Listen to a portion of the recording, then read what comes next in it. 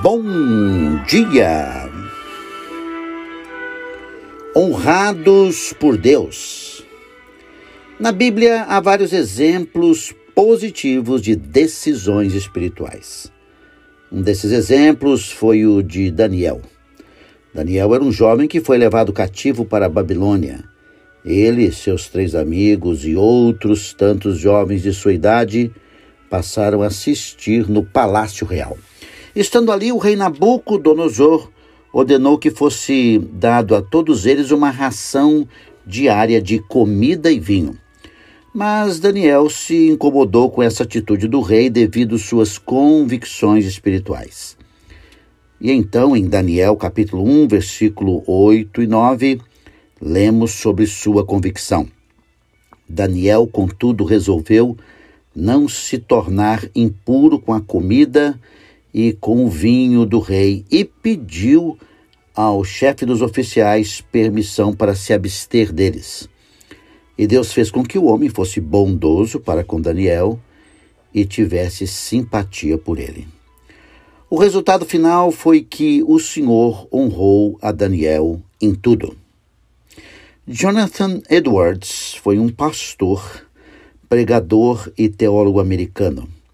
Ele escreveu uma lista de resoluções espirituais, as quais vivia e as revisava toda semana.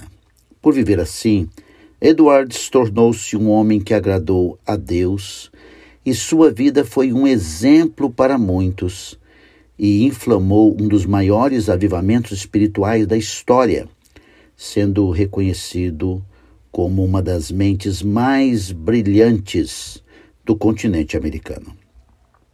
O Senhor declara em 1 Samuel 2,30, aos que me honram, honrarei, porém os que me desprezam serão desmerecidos. Assim, quando você decide agradar a Deus em tudo em sua vida, a exemplo desses homens, Ele também o honrará. Como você está decidindo sua vida? Quais os valores e princípios que você usa para suas decisões? Decida todas as áreas de sua vida a partir de uma perspectiva espiritual, eterna e não temporal. Agindo assim, o Senhor também o honrará. Oremos. Querido Deus, glorioso Pai, ao Senhor toda a honra e toda a glória. Louvamos o teu santo nome pela vida de homens como Daniel e Jonathan Edwards, homens comprometidos com o Senhor.